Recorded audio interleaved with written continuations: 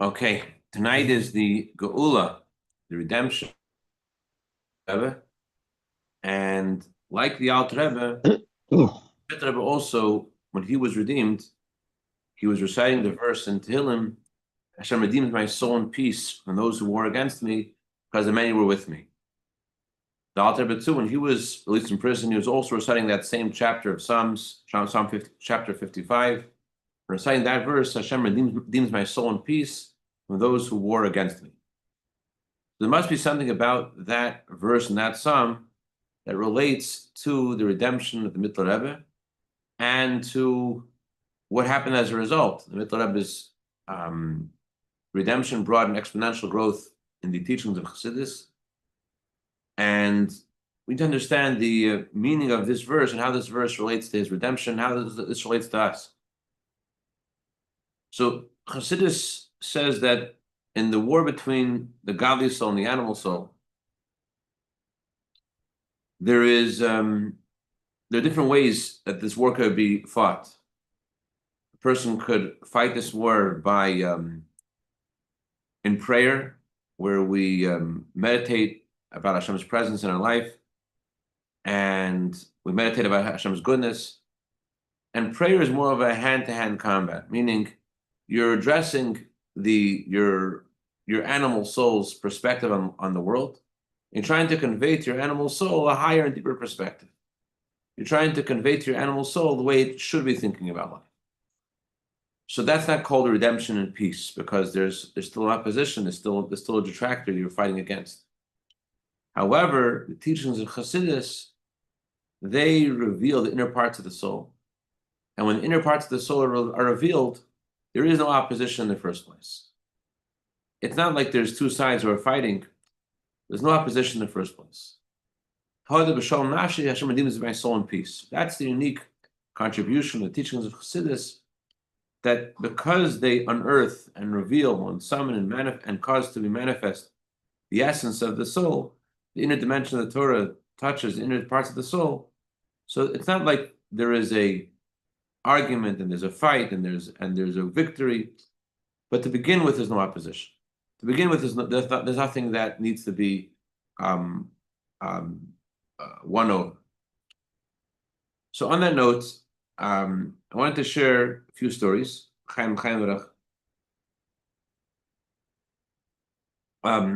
But before I do, I just wanted to give some color to the Mittler Rebbe's redemption. When the Alter Rebbe was imprisoned, he was visited by the Baal Shem Tov and the Maggid. They told him the reason why he was imprisoned was because he was revealing the secrets of the Torah. And the question was whether the world deserved to hear those secrets yet or not. And because of this question in heaven, that's why he was put in prison. So the Alter Rebbe asked them, if that's the case, maybe I should stop. And they told him, in the merit of your sacrifice, the heavenly okay has been given. And not only should you continue to do even more than before. And then the Alter Rebbe was released on the 19th of Kislev. So the Mittler Rebbe was in prison for the same reason, because he was revealing the secrets of the Torah. So the question is, why was the Alter Rebbe imprisoned, released, and then the Mittler Rebbe imprisoned for the same reason?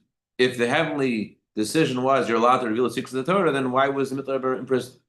The question is also about the Alter Rebbe himself, because the Alter Rebbe himself, when he was younger and he was a student of the Bzitcha Maggid, this same question came up before. The question was, there was a tzaddik named Pinchas of Koretz, and he noticed a teaching of Chassidus, very deep teaching that was on a piece of paper on the floor. And he brought this paper to his teacher, the Bzitcha Maggid, and he said to him, isn't this too much? People aren't really appreciating your teachings, and it's being thrown on the floor. So in response, the Bzitcha Maggid asked the Alter Rebbe to respond. The Alter Rebbe gave the famous parable of the king and the crown. Just briefly, the parable is that a king once sent his son to go on a hunting trip, and his son got very, very badly hurt. And so the king summoned his doctors to try to find some kind of antidote for his son's condition.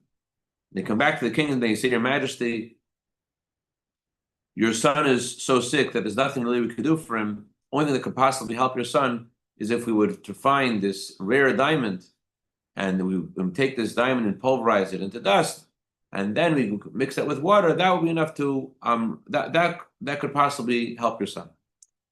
The king says, so go to my treasury and try to find the diamond. So they go to the king's treasury and they come back to the king and they tell him, Your Majesty, the good news is that we have found the diamond.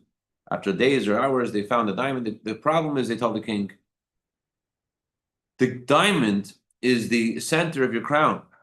And the king says immediately, it doesn't matter. My son's life is at stake. Take the diamond and crush it. Save my son's life. But then the head doctor said to the king, Your Majesty, I know your son's condition. And although originally I said that the antidote for your son's condition is to have this medicine made by this diamond, but your son is so sick that even if we give him this medicine, he's just going to spit it out. The king said, doesn't matter. Take the diamond, pulverize it, make the medicine. Maybe one drop will go in, and that drop will be enough to revive my son. So the Alter Rebbe was telling the Reb Pinchas Koritzer and his teacher, the Mizitcha Maggid, that Hashem's son, the Jewish people, were on this hunting trip. We were sent to do this mission for Hashem in this world. And because of this important mission and the challenges of this mission, the king's son has become sick. The king's son needs to have the cure. And because he needs to have the cure, therefore, these teachings need to be revealed. And it might be that the Jewish people don't appreciate these teachings as much as they should, but it doesn't matter. Even though they don't appreciate the teachings, nevertheless, the king's son needs them, and one drop can go into the mouth of a Jew. One drop of these teachings of the Baal Shem Tov going into a Jew, that's enough to revive him. That's what the Alter Rebbe said. So the question is, then why was Alter Rebbe arrested? He already had responded in the lifetime of his teacher, Mizitcha Maggid, the need for the teaching of Chassidus, because Jewish people are like the king's son who has been badly hurt. So of course they need to have these teachings. So why was he arrested? And if he was arrested and he was released, then why was Mittler Rebbe arrested? So, and to respond to this, the Rebbe spoke about how there are two purposes of the revelation of Chassidus. The first is, as mentioned, because Jewish people are in a difficult situation. They need to have more the light of Hashem to be able to contend with new challenges. There's a new kind of, in language of this week's Torah portion, there's a new kind of battle against Esav. And because of the new battle, there needs to be new resources. And in the time of the Mittler Rebbe, as things got progressively worse, as the Mittler Rebbe himself was once asked, why did you reveal these secrets of the Torah that were never before revealed? Your father teaches something in one page, and you explain that same concept in hundreds of pages.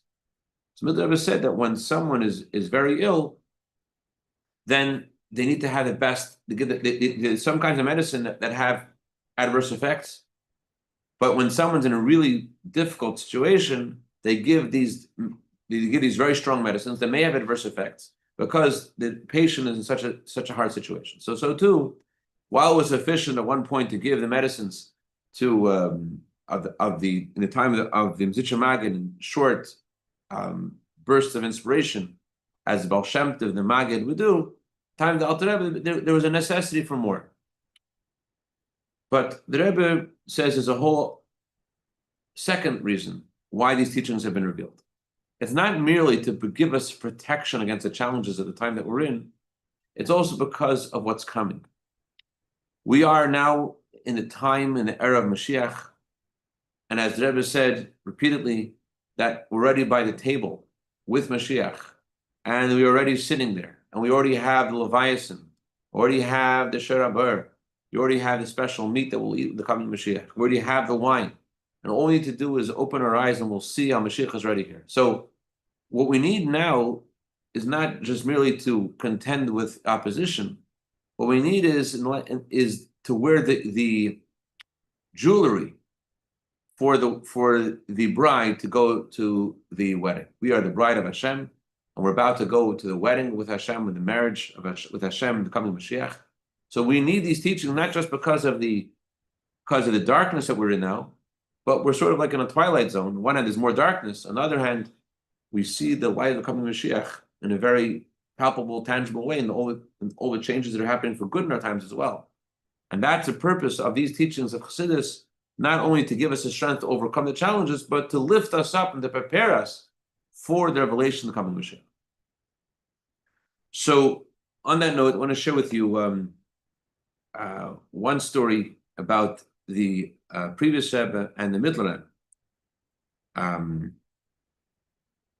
I didn't find the source of the story in the writings of the previous Rebbe, but so maybe that the source that I found is the details may be off slightly, but this is a very known, famous story. The problem was that the Maskilim, the Haskalah movement, was making very strong, bold moves to missionize and to seduce very young, impressionable minds to leave the heritage of their past and to follow this new Haskalah movement, in English, the Enlightenment movement. And so there was one individual who had was poised to make a decree against the Jewish people, to force people to abolish the Jewish chadarim, abolish the traditional Jewish schools. And this individual, a last name Krebs, he had worked hard researching and proving the toxicity, in his opinion, of learning Torah and teaching children Torah at a young age. And he was going to present to the government why Jewish schools should be abolished, why Torah schools should be abolished. And instead, the only schools that should be allowed are the schools of the Enlightenment, which unfortunately, these schools caused tremendous havoc and really, unfortunately, really brought thousands of children to away from Hashem. So the Rebbe Rashab realized this was going on with divine inspiration. And he told his son, the previous Rebbe, to travel to Petersburg and do what he can to annul the decree. The previous Rebbe came to Petersburg. He got involved with his various connections, trying to find what he could do to prevent this from happening. But after several days of hard work, he realized that nothing was working. No one's listening to him. No one wanted to help him. So in desperation, he sent a telegram to his father, and that nothing's working. The Rebbe Rashab said, he responded to the telegram, if you do whatever you can to annul the decree. He continued to work, but nothing happened, and he came back home. When the previous Rebbe arrived home, he saw the Rebbe Rashab preparing to pray. He saw the Rebbe Rashab's talus draped over his shoulders, as the custom is, that before prayer, we examine our tzitzis with our talus over our shoulders. So the previous Rebbe walked in to his father and he says, Father, I've done all I could, and to no avail. The Rebbe Rashab looked at the previous Rebbe and began speaking as if talking to himself. And he said that once the Middle Rebbe was sent by his father on a mission, and the Middle Rebbe came back and told the Alter Rebbe that he had failed. And the Alter Rebbe at that point was getting ready to pray. And he had his talus draped over his shoulders. And the Alter Rebbe said to his son, the Middle Rebbe, do you see this talus? The talus, which we wear around our body, is connected to a Ur Makif. It's connected to a transcendent light of Hashem. This light blinds the eyes of evil.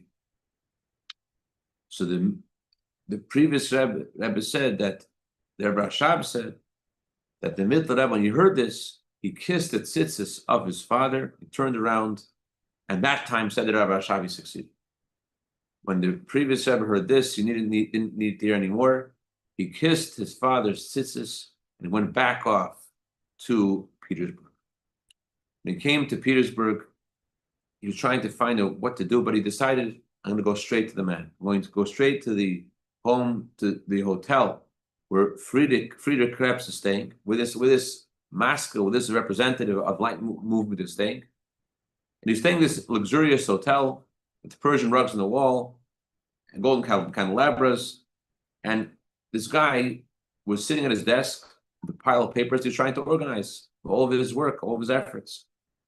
And he's very surprised to see who came to see him, the son of the Rebbe. And he told the previous Rebbe, have you heard of new decrees?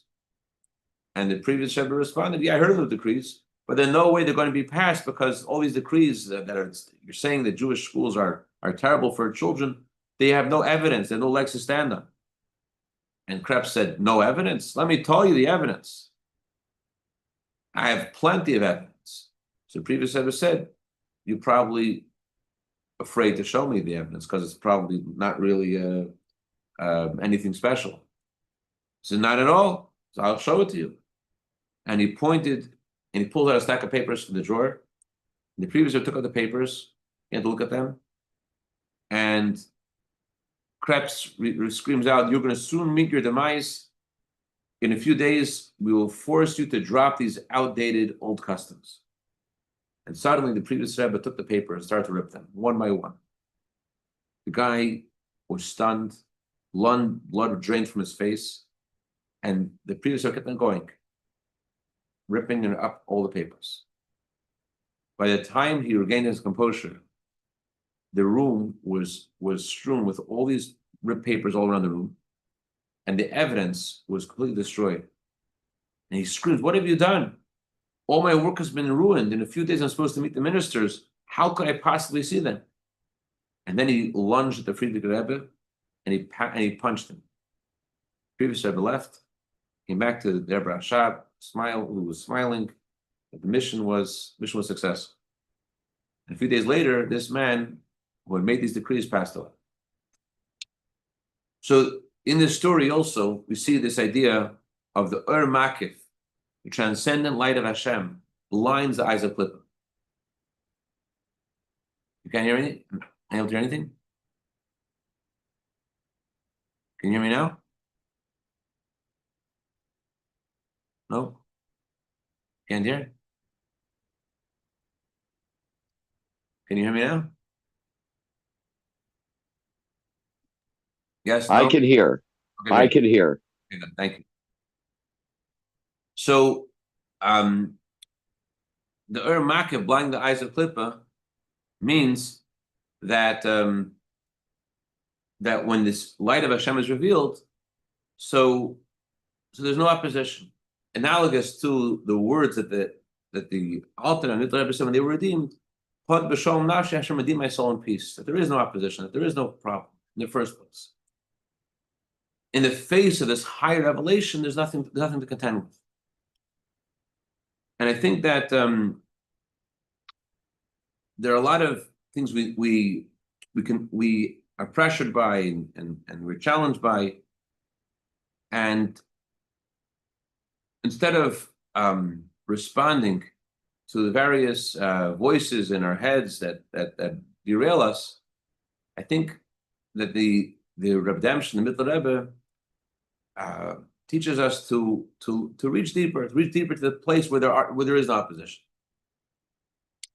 It's not story of the Mittler Rebbe. I want to share with you a story of the Rebbe that just read, amazing story, which also highlights this idea of that there is no opposition.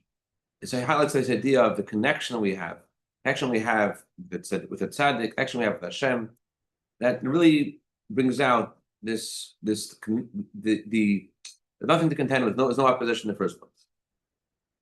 So this story is about a Rebbetzin Perel Krasniansky, the Rebbe's emissary in Honolulu. She said that when she first was with her husband, was thinking about various places to go to do the Rebbe's shlichus, and Honolulu came up, she felt like this was like the map itself was looking at her and saying, "Are you guys sure you want to do this?" But they were sure. They wanted to do the Rebbe's shlichus. They wanted to do something meaningful in their army of the Rebbe, and they moved to Honolulu. Before they moved to Honolulu, they sent a letter to the Rebbe, Rabbi Yitzchak Krasniansky, and in the letter he said, "I want the bracha that our shlichus should be b'derech l'maylim and ateva. It should be in a way that is beyond nature." And the Rebbe, in response, the Rebbe underlined the words "L'maylam and Ateva," and she said that throughout her time in Hawaii, she's seen that that things are indeed beyond nature. And Baruch Hashem, the Chabad Center in Honolulu is not the only Chabad Center in Hawaii. And Baruch Hashem, a lot of amazing things that over the years, incredible achievements that Krasnyanskis have done. So she said that whenever she would visit the Rebbe would show her a lot of closeness. The Rebbe would show her encouragement. She felt that she had a unique relationship with the Rebbe. And she said that people say that the first emissaries of the Rebbe who left in the 50s and the 60s and the 70s, people look at them with envy because the Rebbe gave them unique attention. He said, I felt that. I went on the shlichus much later, but I felt that I had that same kind of relationship with the Rebbe. And even though it was just a moment, I spoke to the Rebbe here, I spoke to the Rebbe there, and the Rebbe gave me a bracha, but I felt like it was very deep and very real, and which was what made the following event very surprising. They had gone together to the Rebbe in the month of Nisan, and the Rebbe gave them a bracha, and they should succeed to make in Hawaii a dir b'tachtenim, to make a home for Hashem in the lowest realm in Hawaii. And she had come back to New York in the summertime. In the summertime, she took the opportunity to bring her children to spend an extended period of time in New York, to be with her parents and to be with the Rebbe. And her husband would stay in Honolulu in the summertime, and he would continue the activities in the Chabad Center, and she would go to in the summertime to New York. So it was 1991, and it was the 14th of Tammuz, Tashon Aleph, and the Rebbe was having a private audience. Now, in 1991, the Rebbe used the term private audience, but it wasn't only one-on-one. The way it worked was that all of people of a certain group would have an audience together.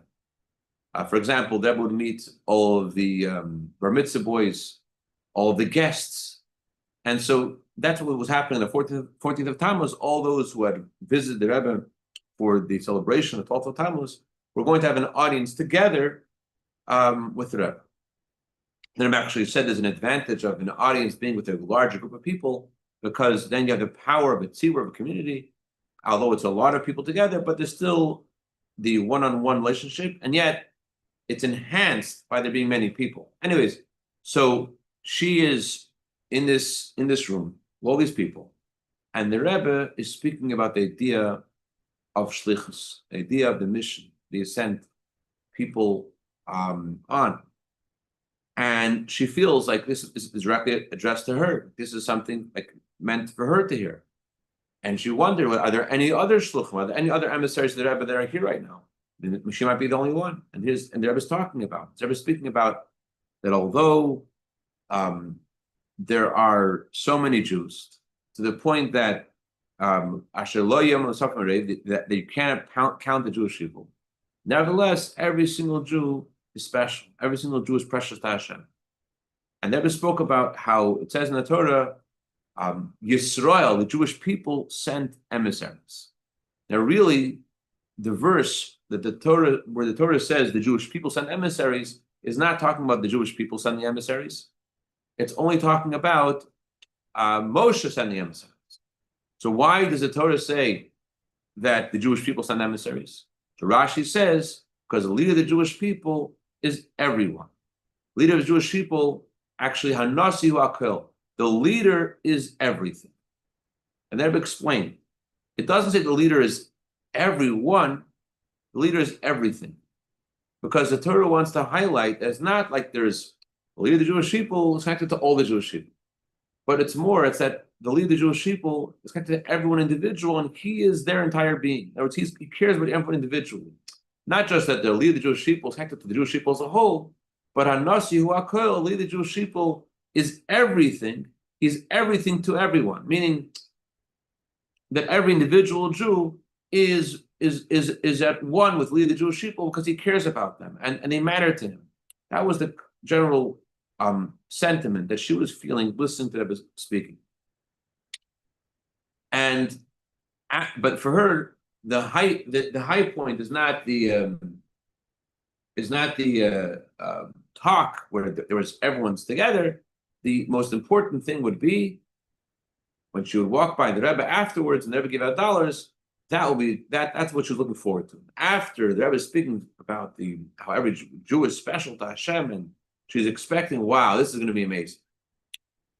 But when she finally walked past the Rebbe, she was shocked.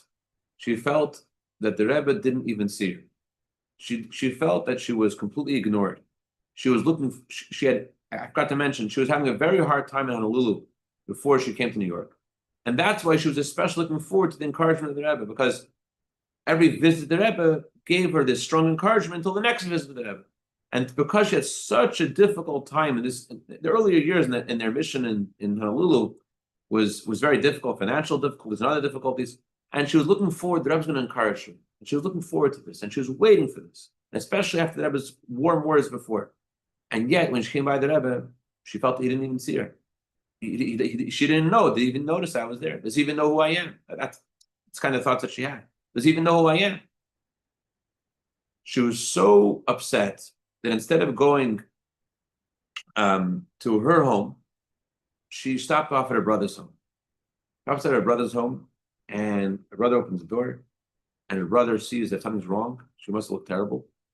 And he says, "What's wrong? Are you okay?" And she couldn't even respond. She just broke down crying. She just burst out crying. And of course, that didn't calm her brother, but he let her be. He didn't pry. She just burst out crying, and then she left. And she went to her parents' home in Heights, Rodenstreich.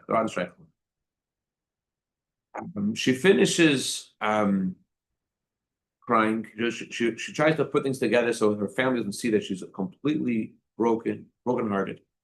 And so she tries her hardest to hold back her feelings and to maintain dignity, maintain calm. And the next day, she took her children to visit her husband's parents in Philadelphia. So she drives to Philadelphia and comes to her in-laws' house, and she's there for a few minutes when the phone rings. Who's calling? Every secretary is calling. Why is he calling?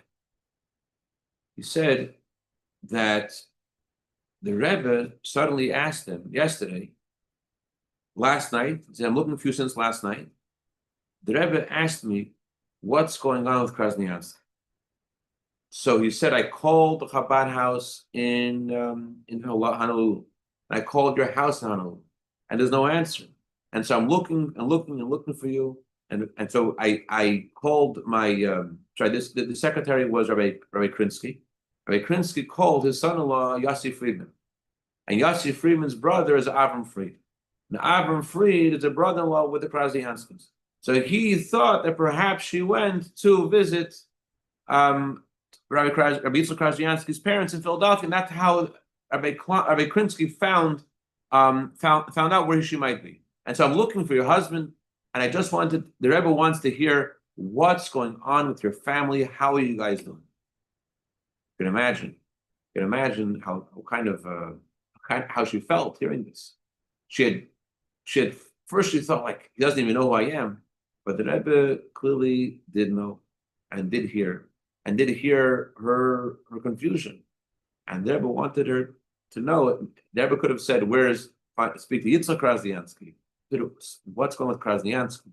And so that led the secretary to call Philadelphia exactly the moment that she arrived, so that she should know that she has a connection with the Tzaddik generation, and that there's no Chaim.